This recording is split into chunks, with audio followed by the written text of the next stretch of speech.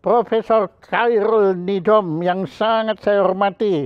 Bapak, terima kasih sekali Bapak Profesor berkenan hadir sebagai narasumber acara ini dalam serial Filsafat Indonesia. Profesor Nidom, lama sekali dari dulu sampai sekarang saya itu dihantui.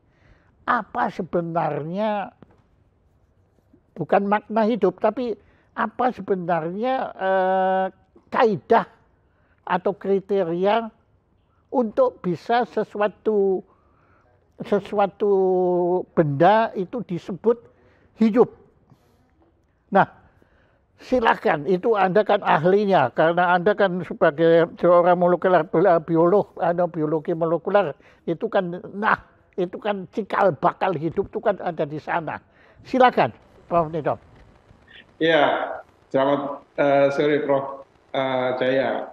Saya terima kasih diundang dengan topik yang betul-betul suatu hal yang aneh. Biasanya kan berkaitan dengan virus, vaksin, dan sebagainya. Ini masalah hidup. Jadi kalau mungkin dari awal saya barangkali dari sesuatu yang bersifat seluruh aja dulu, yang dikatakan hidup itu kalau ada kematian kan. Jadi artinya bahwa ada pembandingan hidup dan mati kan gitu. Nah, tetapi definisi mati itu apa dulu kan begitu. Jadi kalau teman-teman dari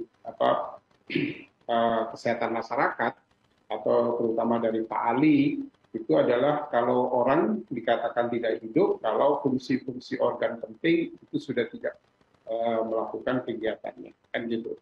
Maka diputus bahwa orang ini sudah meninggal kan gitu. Jadi ada pembatasan bahwa yang dikatakan meninggal atau hidup itu adalah berfungsinya organ-organ yang penting. Atau kalau itu yang disebutkan mati, yang betul-betul mati itu kan kalau batang otaknya tidak berfungsi lagi, Prof.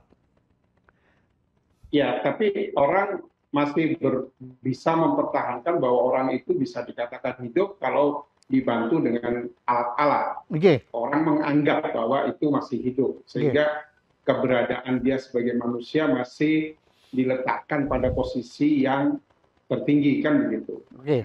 Jadi oleh karena itu keluarga sampai membantu bantuan dari alat-alat. Tetapi dari aspek molekuler itu tidak ada yang dikatakan makhluk itu mati.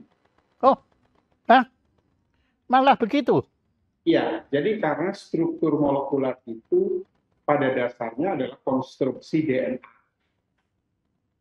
Semua makhluk hidup itu di dunia, di alam ini dibangun oleh sebuah konstruksi DNA. Dan kalau DNA itu tidak rusak. Kalau maaf saya loncat-loncat. Nah, kalau RNA? Nah, RNA itu adalah hasil terjemahan dari DNA untuk menuju suatu protein. Untuk menuju satu protein itu RNA. RNA, ada jembatannya. Oh, baru tahu. Terima kasih sekali. Jadi artinya bahwa struktur dasar semua makhluk hidup di dunia ini, di alam ini, apakah itu manusia, hewan, tumbuhan, kemudian jasad renik, mikroorganisme, virus, itu pasti ada konstruksi DNA. DNA ini maksud saya ada 4 senyawa kimia, yaitu adenin, timin, guanin, sitosin. 4 bahan kimia ini saling nanti membuat komposisi yang nanti akan memerintahkan di dalam tubuh itu untuk membentuk satu protein. Yang merintah siapa, Pak? Yang memerintah itu struktur di dalam tubuh. Jadi kalau bahasa agamisnya ya Tuhan lah gitu istilahnya. Tapi kalau bahasa ilmiahnya sampai sekarang belum diketahui itu adalah kompleksitas dari proses pertumbuhan. Jadi boleh dikata itu adalah masih merupakan misteri. Betul, betul. Dan justru di situ yang menunjukkan bahwa pada hakikatnya otak manusia itu mustahil untuk bisa membongkar misteri itu. Ya, Saya sih mengatakan bahwa bukan mustahil, mungkin suatu saat akan ditemukan, tapi perlahan-lahan. Mungkin jauh lebih lambat daripada umur kita sebagai seorang peneliti. Tetapi riset itu kan harus kontinuitas. Tapi Itu apakah pentingnya. menurut Anda, menurut Prof, sebentar ini kok ada makhluk hidup ikut mau lihat tuh. Ya, mau ikut ya, tertarik. Nah, gini Pak, saya malah begini, saya maafnya saya loncat-loncat. Saya itu tetap menganggap bahwa manusia ini kan diciptakan tidak sempurna. Kita ini kan tidak sempurna, Prof. Ya, apalagi saya, ya itu. Nah, apakah itu bukan suatu kodrat bahwa memang kita, buat saya kok mustahil ya kita tuh bisa begini, atau maaf, mustahil kita ini mampu menciptakan hidup. Menurut Prof gimana? Kalau kita kembalikan Prof Jaya kepada aspek molekular, itu ada istilahnya dominan dan resesi. Dominan dan resesi. Oke. Nah, jadi artinya bahwa kalau dominan ini kita katakan keunggulan, kalau resesif ini kelemahan. Jadi setiap konstruksi DNA itu selalu ada aspek dominan dan resesi. Oke. Jadi saya agak kurang setuju kalau hanya dikatakan bahwa manusia itu punya kelemahan. Tapi punya kekuatan. Tetapi manusia itu tetap mempunyai kekuatan. Oke. Tugas kita adalah mencari kekuatan itu. Nah, apakah kekuatan kita tidak ada batasnya, Pak? Ya, masalah batas itu kan nanti setelah kita temukan. Yang penting nomor satu ditemukan dulu, Pak. Nah, kalau Anda optimis manusia akan mampu menemukannya? Ya, akan mampu. Kenapa? Tidak ada begini, karena ya itu tadi ada dominan dan ada resesi. Ada sebuah makhluk hidup yang kita lihat fenotipnya, penampakannya yang resesi. Maka kita katakan bahwa orang itu lemah. Tetapi ada juga manusia itu yang tampakan fisiologi, istilahnya terlihat dari luar adalah yang dominan. Kita katakan bahwa manusia itu dominan, unggul di situ. Nah, oleh karena itu setiap makhluk hidup mempunyai keunggulan dan mempunyai kelemahan masing-masing. Oke, saya setuju, Pak. DNA ini itu ada rahasia-rahasia yang menyimpan itu. Nah, jadi mungkin saya teruskan sedikit. Jadi DNA itu akan menjadi sebuah protein diperintah oleh struktur tubuh, kompleksitas tubuh. Yang struktur itu tadi, yang memerintah itu tadi Anda menggunakan, yaitu Tuhan sebetulnya kan? Ya, supranatural. Ya, saat ini karena kelemahan saya belum bisa menemukan perintah itu. Oke. Kan gitu. Jadi artinya bahwa nanti DNA itu akan merintah untuk membuat sebuah protein. Protein itu nanti berfungsi di dalam tubuh dalam bentuk metabolisme. Nah, protein inilah yang akan membentuk karakter orang itu. Jadi tidak ada sifat atau karakter yang tidak beraspek biologis. Oke, terus Pak. Nah, kemudian DNA tidak akan berubah. DNA manusia itu mutasinya akan sangat lambat sekali. Nah, tetapi yang berubah itu adalah pada saat terbentuknya protein dari DNA. Nah, protein ini benar sesuai dengan perintah atau tidak dari DNA itu sangat tergantung kepada lingkungan. Jadi ada genetik, ada environment. Nah, environment inilah yang kadang-kadang bisa membuat hasil replikasi hasil proteinnya melenceng dari struktur perintah. Disebabkan karena faktor lingkungan. Oke. Nah, saya pernah baca, Pak, bahwa mutasi itu kan terjadi kan, mutasi. Tapi ya, mutasi itu selalu hasilnya lebih buruk ketimbang aslinya. Apakah itu benar? Betul, Pak. Jadi begini, saya gambarkan bahwa di alam ini ada dua makhluk hidup yang saling berdampingan. Katakan manusia dan non-manusia. Non-manusia ini katakanlah kuman sampai saat ini yang saya pelajari adalah virus. Nah, pada waktu interaksi antara virus dengan manusia ini, tak kala ada gangguan-gangguan, maka salah satunya akan melakukan perubahan untuk menyesuaikan dengan gangguan. Oh, ya.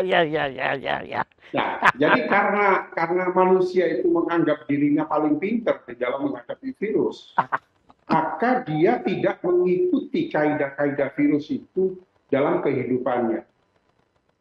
Nah, oleh karena itu, jadi virus akan melawan. Nah, tatkala virus itu melawan, dia satu-satunya senjata adalah melakukan mutasi.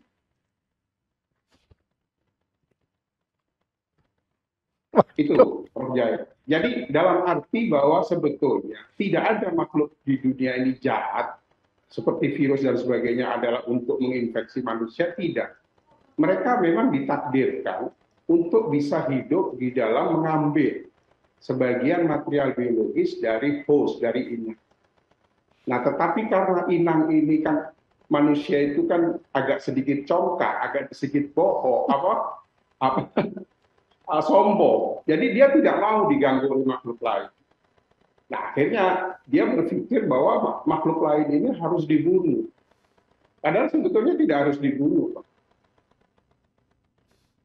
Harus dinetralisasi atau harus diimbangkan. Oke, tapi apakah berarti, ya oke, dan kita ambil aja contoh sekarang corona ini.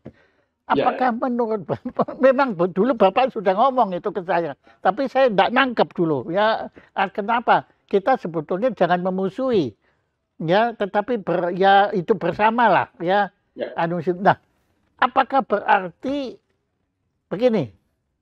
Ya, saya ambil ekstrimnya. Apakah berarti seharusnya waktu kita itu corona ini mulai mengpabeglukkan dirinya, apakah lebih baik kita itu diam saja, tidak mengambil inisiatif apa-apa kecuali membuat badan kita menjadi sehat? Iya.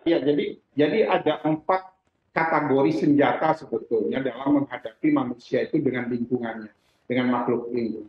Yang selama ini ada itu adalah pertama adalah vaksin, yang kedua adalah obat herbal. Kedua macam bahan ini adalah prinsipnya meningkatkan daya tahan tubuh tatkala dia menghadapi interaksi dengan lingkungan. Kemudian yang kedua adalah bahan hasil bioteknologi. Yang ketiga yang keempat adalah bahan kimia. 3 dan 4 ini prinsipnya adalah membunuh pihak yang mengancam diri kita. Jadi kayak militer gue. Ya. Jadi yang 1 dan 2 itu adalah prinsipnya vaksin dan obat herbal. Itu adalah meningkatkan daya tahan tubuh. Politik. Ya, jadi itu politik. Ya. Dia menyesuaikan. Iya. Isunya bagaimana, ininya. Jadi merasa tidak ada sesuatu yang dominan, unggul-unggulan, tidak ada. Sehingga mutasinya juga akan berubah, tetapi tidak menimbulkan sesuatu yang mengkhawatirkan kepada yang menyerang, kan gitu. Beda dengan obat kimia dan bioteknologi. Itu makhluk hidup yang lain, yang di luar manusia, merasa terancam karena dia dibunuh. Makanya ada mikroorganisme yang resisten terhadap antibiotik. Perlawanan. Karena dia terus diserang oleh antibiotik. Makanya dia berubah diri, membentuk yang dirinya melawan terhadap antibiotik. Jadi hidup di alam ini harus terjadi keseimbangan dan keselarasan semua makhluk hidup yang ada di alam ini. Karena itu tadi prinsipnya, karena semua makhluk hidup ada DNA-nya. Ada adenin, timin, guanin, sitosin. Tinggal ini bagaimana dia dalam menghadapi kehidupan itu dia berubah. Oke, ya, tapi apakah kita bisa menyatakan bahwa kalau benda itu atau sesuatu itu tidak memiliki DNA, berarti dia tidak hidup. Ya, betul. Bisa itu. Kalau DNA bisa. Jadi sel itu tidak akan hidup kalau tidak ada DNA. Karena apa?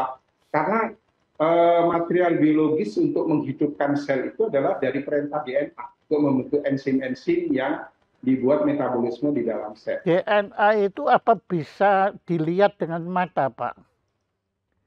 Tidak, Pak. Itu karena bahan kimia sebetulnya.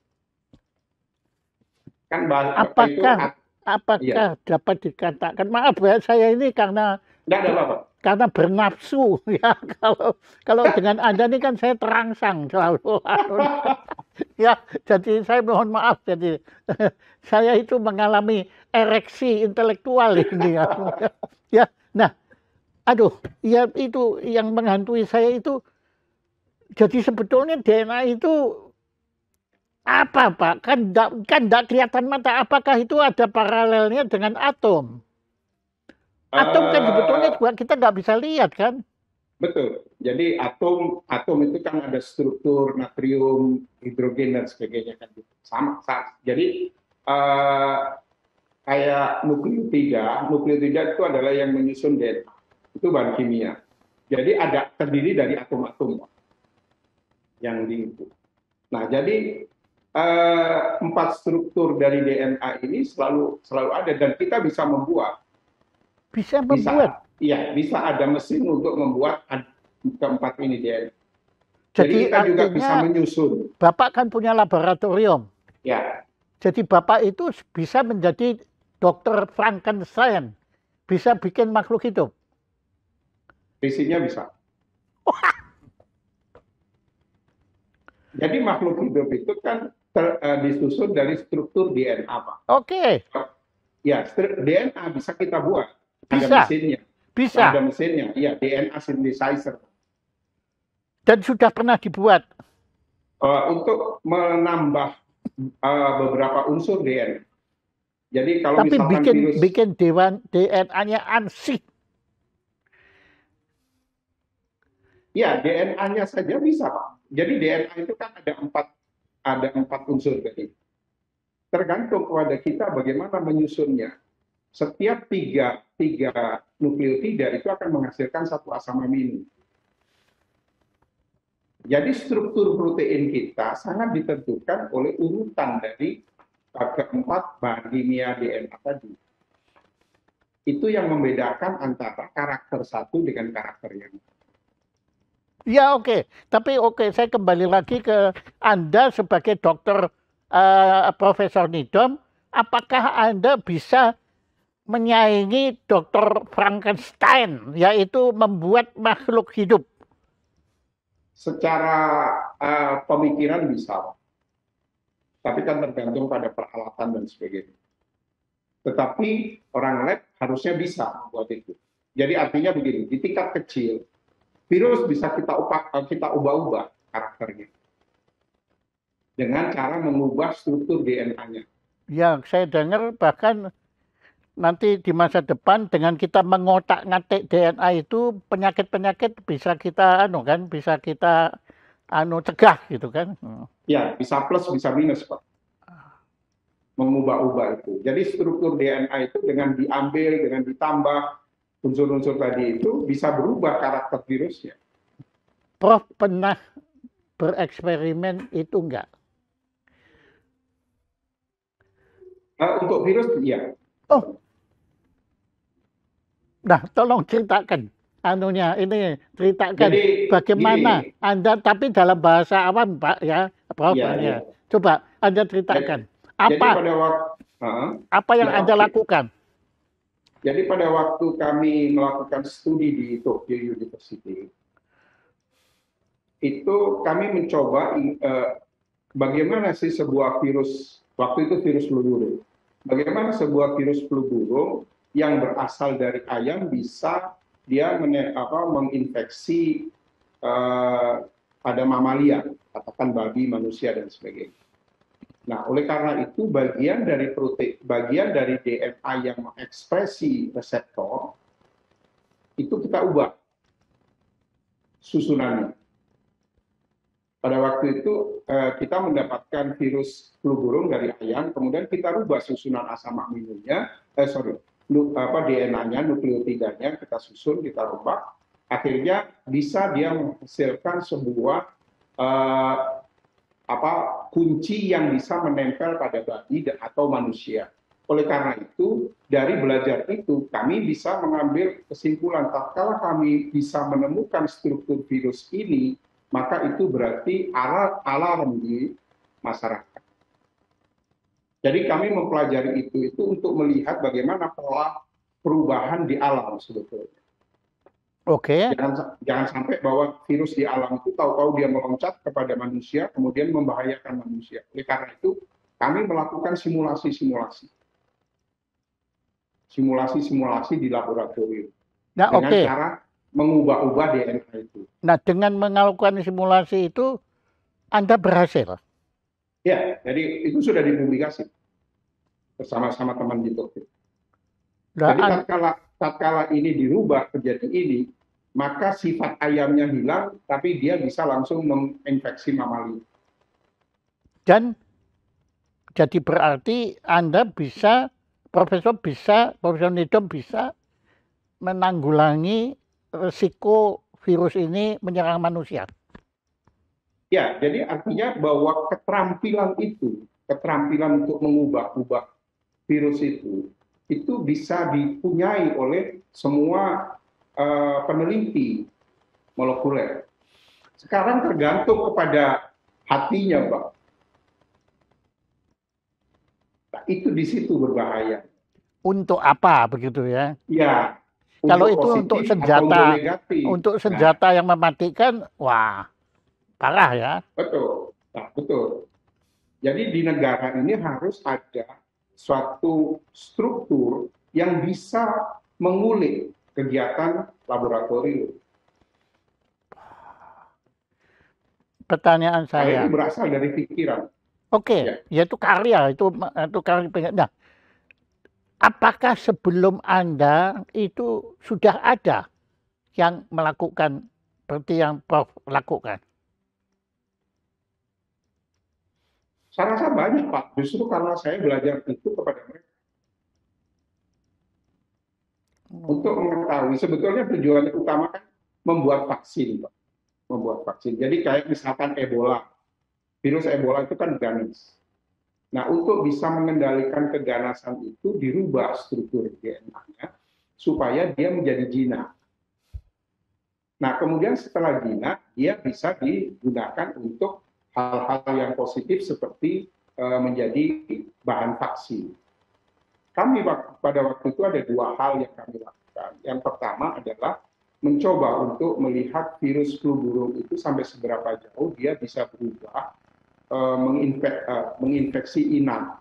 Jadi dari ayam ke yang lain.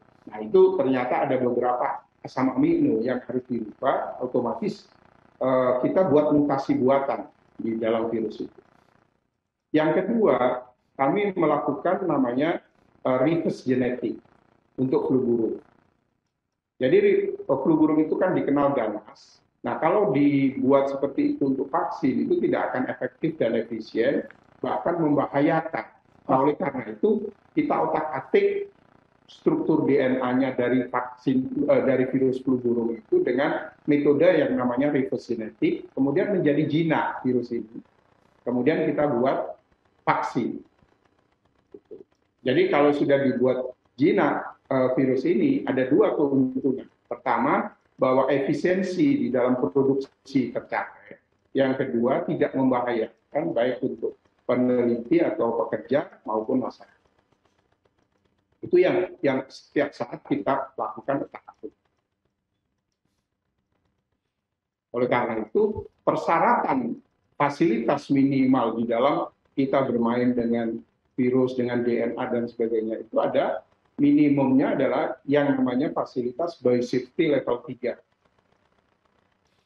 Jadi itu betul-betul diamankan baik dari lingkungan maupun dari lab itu jangan sampai keluar.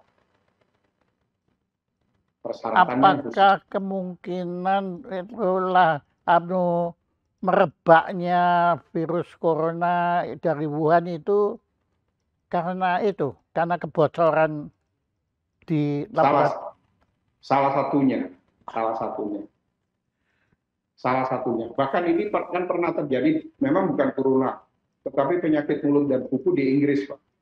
Itu kan bocor dari sebuah laboratorium, akhirnya menginfeksi pada sapi yang ada di Inggris, kemudian oleh pemerintah Inggris segera dimusnahkan semua sapi karena kebocoran. Nah, sekarang problemnya kan kebocoran ini sengaja atau tidak sengaja kan gitu.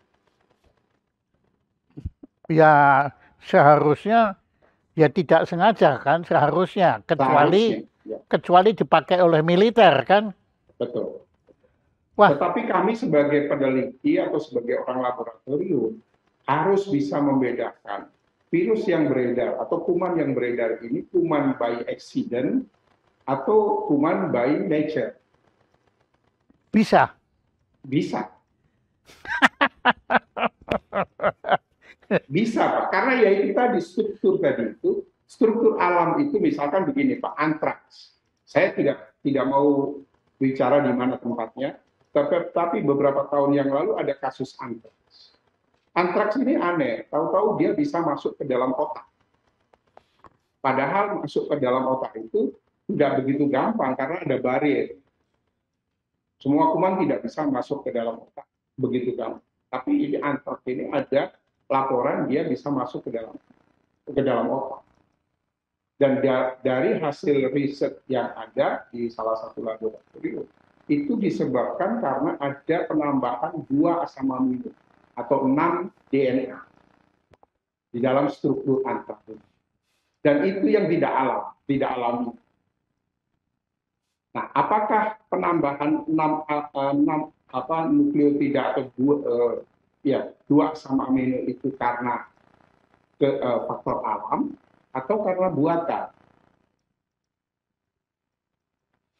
Jadi sebetulnya ada faktor evolusi di situ ya Pak ya, Prof. Ya, secara alamiah sebetulnya semua makhluk akan mengalami evolusi. Cuma manusia ini yang mengalami evolusinya agak lama. Jadi kalau di virus itu setiap hari dia bisa melakukan mutasi sekian ribu nukleotida. Tapi kalau manusia untuk mutasi 1 nukleotida atau 1 DNA itu terjadi misalkan 50 tahun. Jadi dari situ perbandingan. Kromosom itu apa, Pak? Nah, jadi kromosom itu yang membungkus DNA. Jadi pada tahun 2000 itu ada proyek global internasional yang dinamakan Human Genome Project. Jadi beberapa poin, beberapa titik di dunia ini diambil struktur DNA dari orang masing-masing. Jadi biasanya berdasarkan pada perilaku suku bangsa dan sebagainya. Nah, itu sudah dipetakan. Jadi gambaran gampangnya itu DNA di dalam tubuh manusia itu, Pak, kalau dibuat semacam benang, itu bisa dibuat melingkari bumi 13 kali. Itu panjangnya. Okay. Nah, itu dibungkus oleh kromosom. Dibungkus oleh kromosom. Kromosom, ya. Jadi kromosom itu kemasan DNA. Nah, untuk manusia itu ada 23 kromosom. Masing-masing karakter, masing-masing sifat itu ada di kromosom tersendiri. Bisa kromosom ini direkayasa untuk merubah sifat manusia? Secara teoritis iya, bisa. Betul. Ya, bisa. Oleh karena itu sekarang kan sudah mulai ada pergerakan penelitian di awal embrio.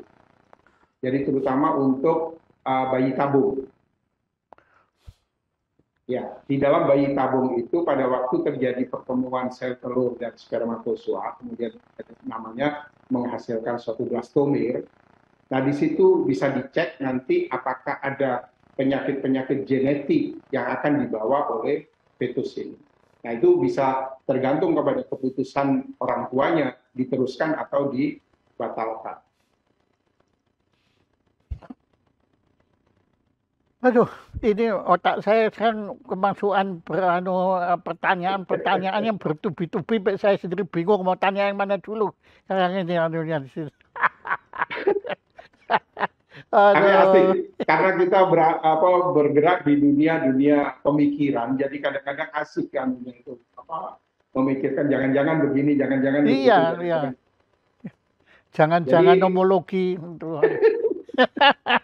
Aduh, ya, ya. Nah, Pak, sekarang pertanyaan saya tadi. Tadi kan Bapak nyebut sperma. Bapak menyebut indung telur. ya, Sperma itu apa, Pak?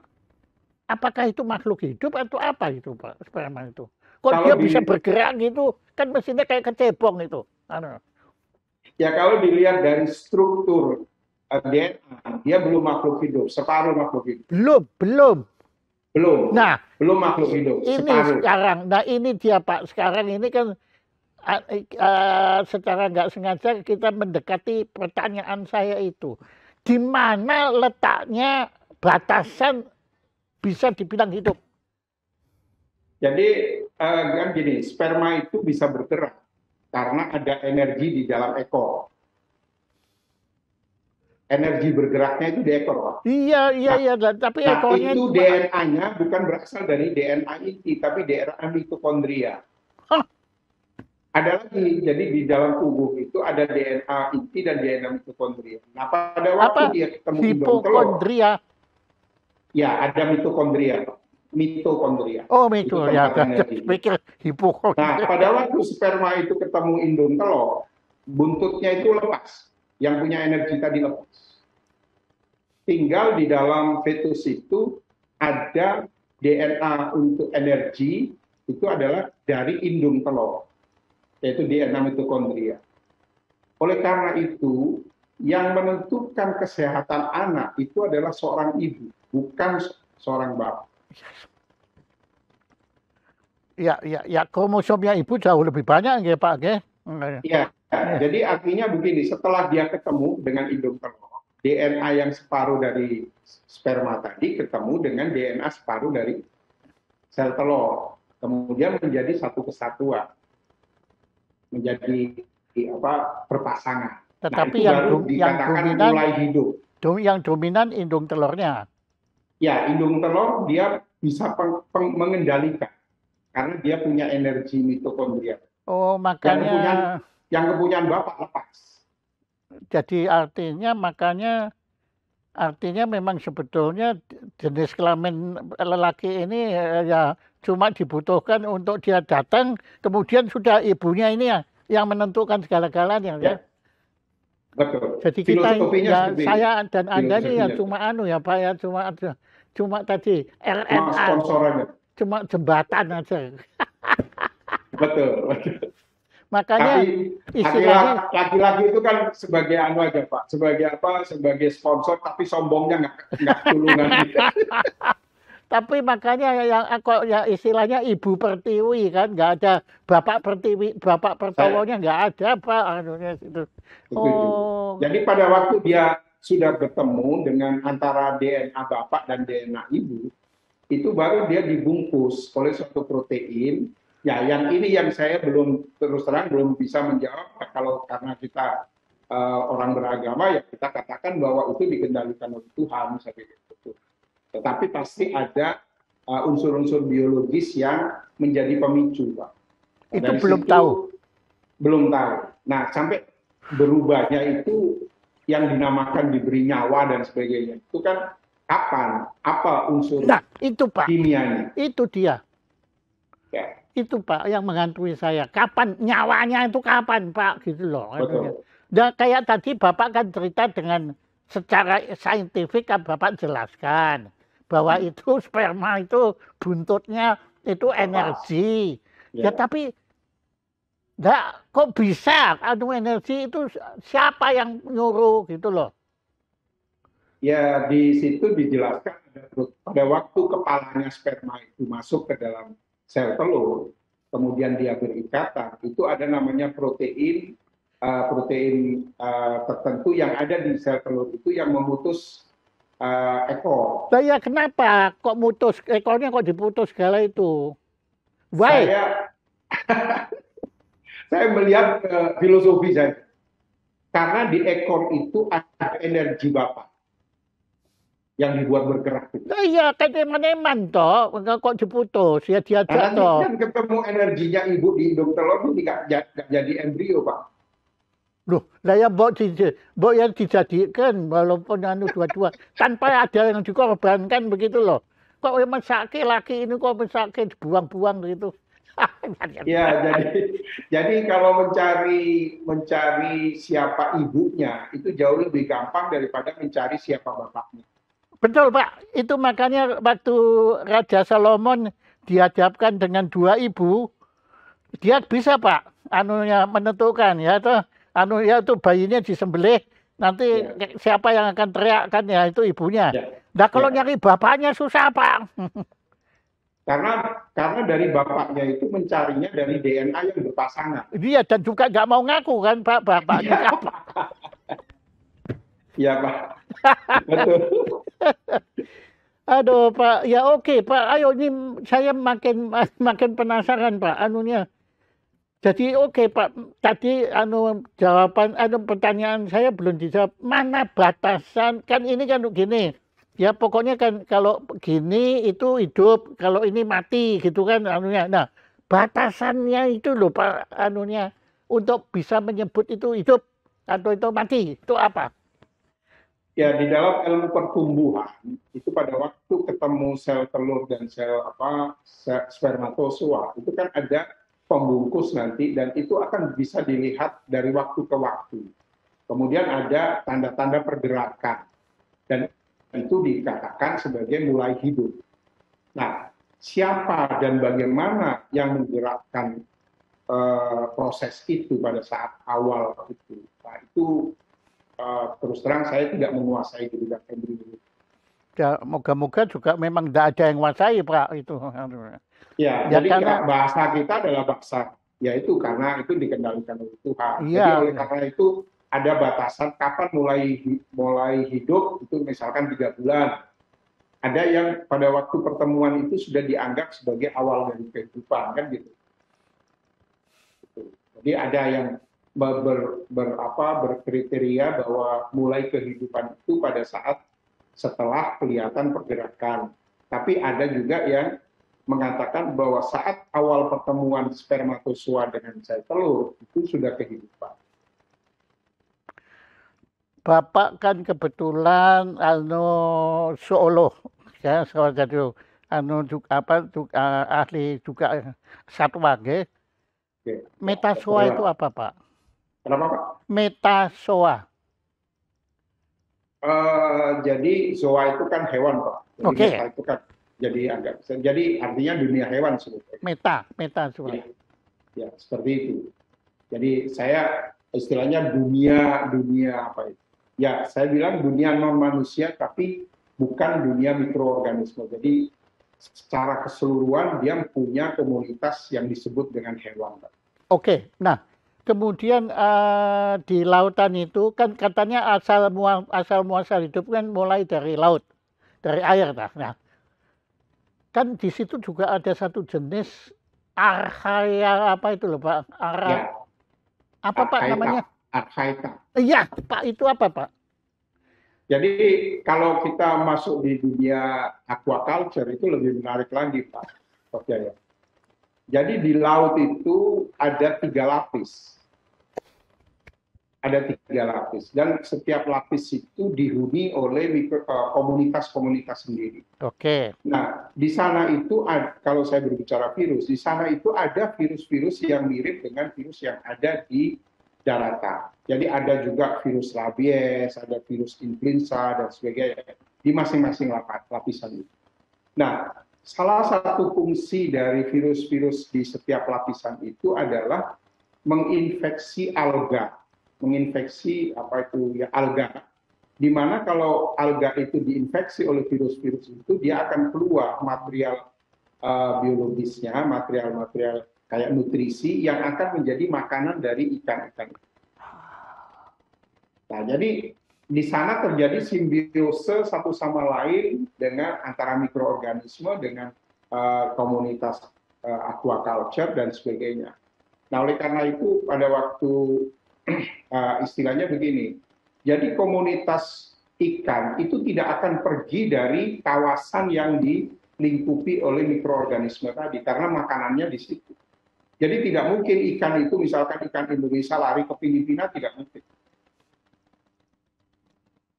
Walaupun laut itu tidak ada batasnya. Oh, yang membatasi mereka itu adalah sumber nutrisi yang oleh karena mikroorganisme tadi. oh jadi itu kalau dia ke lain tempat tidak bisa Pak ya?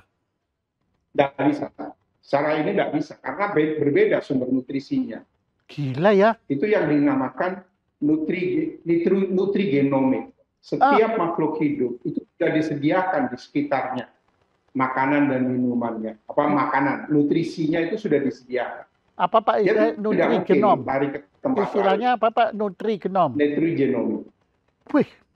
Jadi ada persediaan makanan yang nutrigenomik.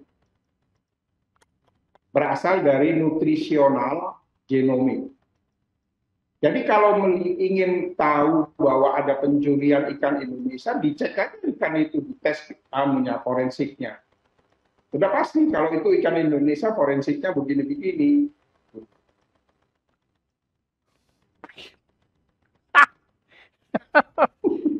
Prof. Asik. Asik sekali dan begini. Ya. Anda kan peneliti yang ya peneliti dah ya, Anda kan sudah meneliti ini, bahkan Anda menjadi guru besar ya di situ. Ya. Nah, apakah dalam Anda mempelajari ini semua,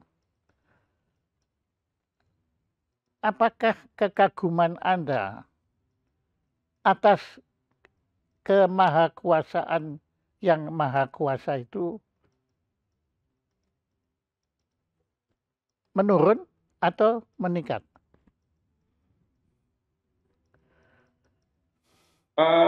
Saya tidak ingin menempatkan itu sebagai kaidah saya di dalam melakukan riset. Tapi yang jelas riset itu kan terus kontinu, terus menghasilkan A, kemudian hasilnya menantang untuk mencari B. Setelah B ketemu, menantang lagi untuk C dan seterusnya. Bahwa memang sebuah kompleksitas yang terjadi di dalam komunitas-komunitas itu terjadi, yaitu jawaban saya adalah ini adalah ada supranatural. Ada supranatural. Mau kita katakan apa bahwa itu Tuhan atau apa, mari kita katakan. Tapi ada atas dasar karena kelemahan saya untuk belum bisa mengungkap itu. Iya itu Pak. Karena kalau saya memang beda, penelitian saya kan di bidang kesenian. Ya, saya itu mempelajari musik. Ya, itu dulu saya merasa mengerti musik, Pak. Tapi makin saya pelajari, makin saya nggak ngerti, Pak. Kok bisa seperti ini? Itu saya nggak ngerti, Pak. Seperti tadi, Bapak cerita kan, bahwa ketidakmengertian itu kan tidak boleh berhenti untuk tidak melakukan sesuatu. Oh enggak, saya terus Pak, terus. Malah betul, makin penasaran, makin saya makin merasa goblok, makin bangga Pak. Betul. Wah, aku goblok, bangga, anehnya bangga Pak. Artinya saya tahu bahwa I'm nobody, I'm nothing. Dibanding tadi coba Bapak bilang, ada ikan aja, makanannya kalau di tempat lain nggak boleh, sampai ada forensik, ya ampun, gila sungguh. Jadi ikan itu tidak akan bisa mengkonsumsi nutrisi di dalam laut kalau tidak ada peran dari mikroorganisme yang menginfeksi sumber makanan. Nah itu loh, perkataan infeksi aja itu kan sudah nggak enak sebetulnya kan. Iya. Tapi ini infeksi yang konstruktif. Infeksi yang memecah, ya. Jadi karena infeksi dari virus atau bakteri, jadi dia alga itu keluar, isinya itu keluar dan itu menjadi makanan dari ikan-ikan. Itu ibaratnya kalau dalam bahasa Jawa bisul gitu kan, bisulnya pecah kan? Pecah.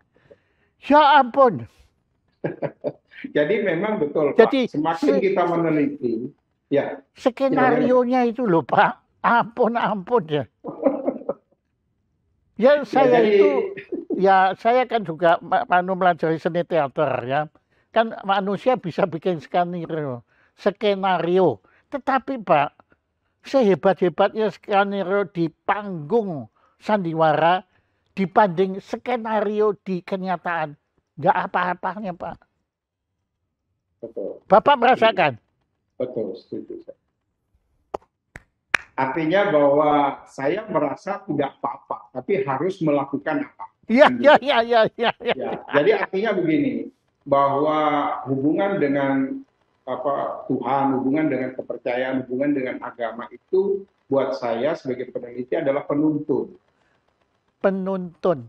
Ya, jadi seperti yang saya agak sedikit gelo gitu Pak. Setiap ada gempa, setiap ini narasi itu yang keluar kan narasi nakli, narasi keagamaan saja di Indonesia ya. Tanpa diikuti oleh narasi akli. Akli itu akal kan gitu Pak. Jadi harusnya bahwa Tuhan itu memang menciptakan gempa dan sebagainya sudah berulang-ulang kan sudah dari ribuan tahun yang lalu. Tapi menjadi diktat apa buat masyarakat supaya tidak jatuh korban? Ya, betul Pak. Setiap gempa, terutama kalau yang ada rumah roboh, Ya, itu kan selalu bilang, ayo kita bangun rumah yang anti gempa. anti gempa ya, selalu Pak. Ya, Tapi nanti kalau sudah kira-kira setengah tahun, lupa lagi selesai. Pak, bangun lagi. Ya, yang muncul itu biasanya setelah gempa itu bahwa bersabarlah ini cobaan dari Tuhan atau apa dan sebagainya. Itu memang iya betul. Kita itu adalah sebagai istilah penghiburan ya, sebagai Tapi istilahnya bukan jangan solusi, kan? bukan artinya harusnya diikuti bahwa Tuhan menciptakan ini apa maknanya Peringatan, keselamatan. itu Iya. peringatan sebetulnya. Ya. Jadi tidak berhenti hanya bahwa ini adalah dari Tuhan untuk manusia yang pada dasarnya kan menjadi penderitaan. Tetapi bagaimana kita melakukan langkah berikutnya untuk supaya mencegah tidak terjadinya penderitaan berikutnya. Kan itu. Oke Pak. Setiap gempa begitu. Iya. Itu, sorry, mohon maaf. Tidak apa-apa. Ya. Bagus Pak. Karena saya tadi ini sebenarnya, dari tadi kan sebetulnya pertanyaan saya kan belum terjawab. Tapi begini Prof, setelah ini semua jalan, saya sadar. Sebetulnya yang salah itu saya sendiri. Kenapa saya kok mau tahu makna hidup ini? Itu nggak perlu. Saya nggak perlu tahu. Yang perlu saya tahu bagaimana saya memanfaatkan masa saya masih hidup ini untuk berbuat kebaikan kepada sesama manusia. Itu lebih berguna Pak.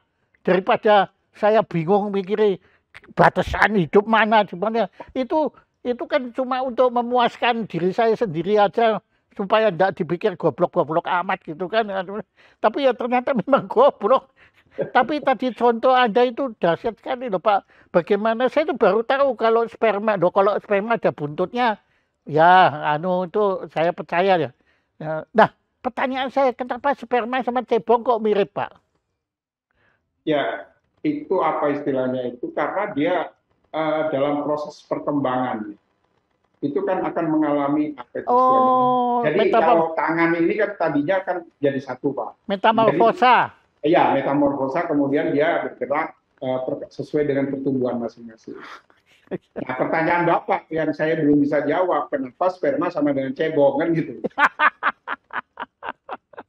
Yang pada dasarnya nanti buntutnya kan juga lepas dua-duanya. Iya.